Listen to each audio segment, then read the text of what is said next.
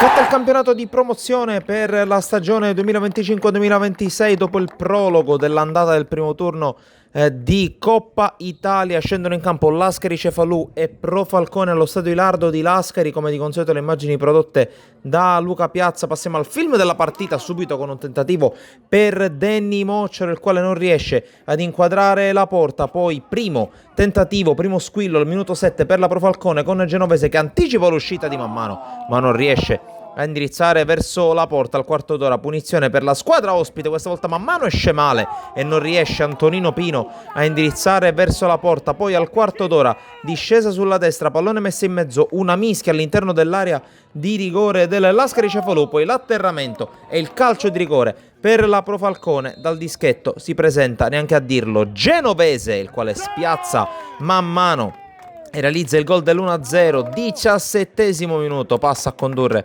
la squadra ospite, ma non ci sta il Lascari Cefalù che con questo calcio di punizione bellissimo da parte di Tarantino pareggia al minuto 38. Ci vogliono 20 minuti per la squadra di Comito per raddrizzare la situazione. Arriva poi il gol dell'1-1.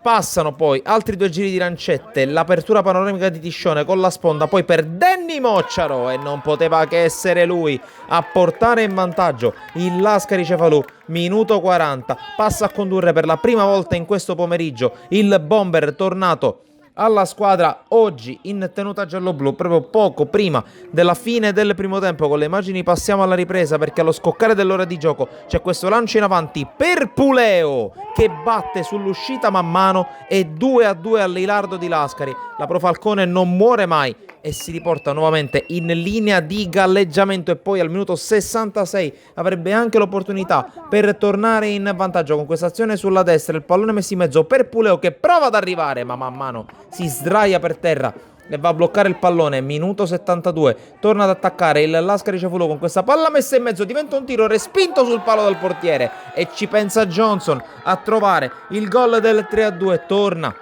a condurre la squadra di Comito a 18 più recupero dalla fine con uno dei suoi migliori in campo. Si scatena poi la squadra di casa con questo nuovo tentativo di Mocciaro respinto dal portiere. Sulla palla si avventa Pastorella, entrato a gara in corso, la piazza col destro l'ex giocatore della Don Carlo Misilmeri che cala il poker al minuto 79, mette in ghiaccio i primi 3 punti per il Lascari Cefalù che poi nel finale prova anche a divertirsi, prova a mettersi in proprio anche Peppe Fazio alla prima in campionato al suo ritorno alla Lascari Cefalù. La mira però è leggermente imprecisa, ma va bene così per il Lascari Cefalù di Mister Comito che dopo aver vinto bene la prima di Coppa vince anche la prima di campionato sulla Pro Falcone con il risultato di 4-2. Da Sportisile è tutto, alla prossima!